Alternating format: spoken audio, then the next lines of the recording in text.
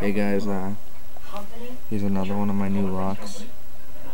I don't know what brand of lock it is. It doesn't have a name on it, but it does have an arrow core. I don't think this is a core that came with it, but I got another control iron pick.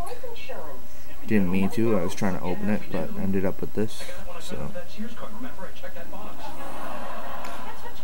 as you can see, it's slightly turned. And now if I put some pressure on and pull my tension wrench out, there we go. Out comes the core. You can see the inner workings. But yeah, here's another one.